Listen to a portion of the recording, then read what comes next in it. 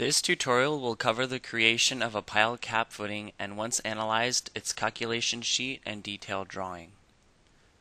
I've opened the example 8 pile example, which has already defined parameters and pile layouts. Also, the job info and assigned supports has been selected.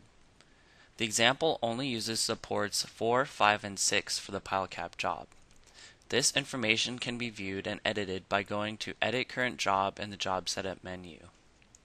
Pile cap job design parameters allows for input of concrete and reinforcement parameters such as the strength of concrete, yield strength of steel, and pile cap. The user must specify minimum and maximum footing bar size to give the user flexibility to optimize the foundation design. The diagram shown gives a visual representation of the design parameters.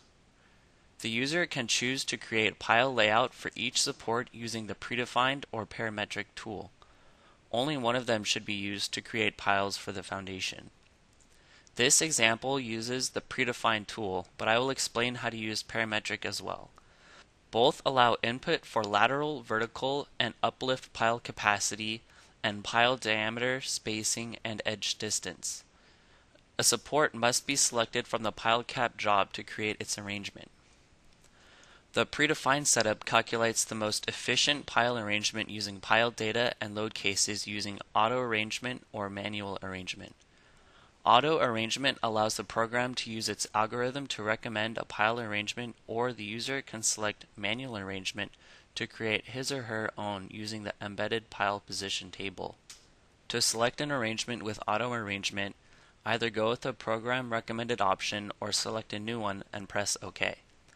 Please note that the program goes through each service load case and calculates pile reactions for all possible pile arrangements and lists only those arrangements which pass the given pile capacity check. For manual arrangement, enter pile position values relative to support position at 0, 0, and then press Select Arrangement when done or making changes. Select Show Pile Reactions to view a pile reaction table for the selected support. As discussed, the parametric pile layout option contains the same pile data input options as the predefined option. The user must select rectangular or circular pile arrangements. If rectangular is selected, then the number of rows, row spacing, number of columns, and column spacing must be inputted.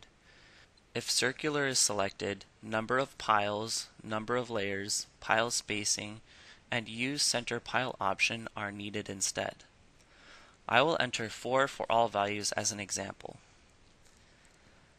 After making any changes, click Select Current Arrangement.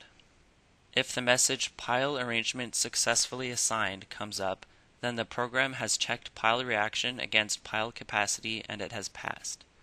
If pile reaction in one or more pile is more than the pile capacity, a message will appear disallowing the user to create this arrangement and will show the critical load case.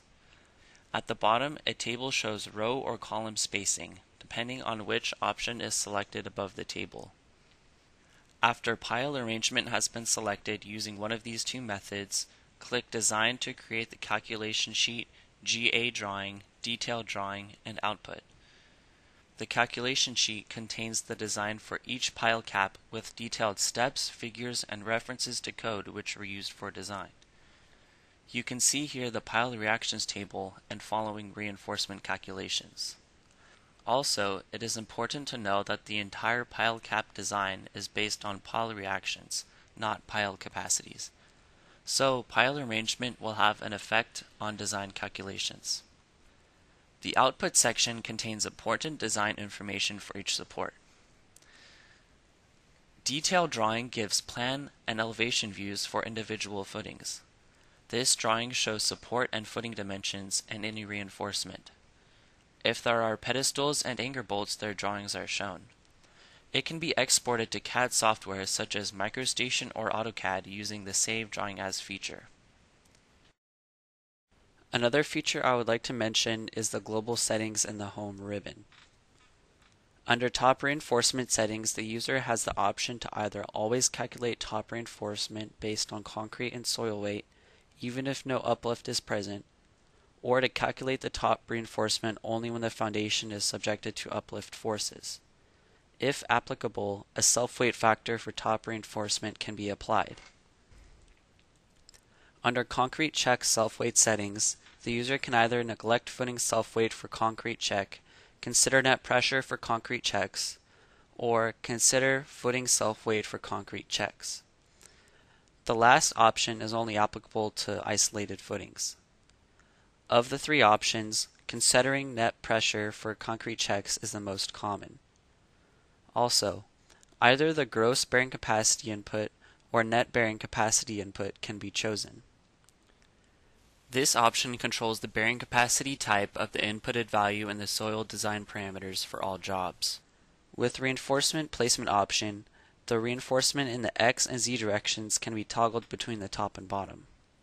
For more information on these options, please refer to the context sensitive in the Help menu. Thank you for watching this tutorial.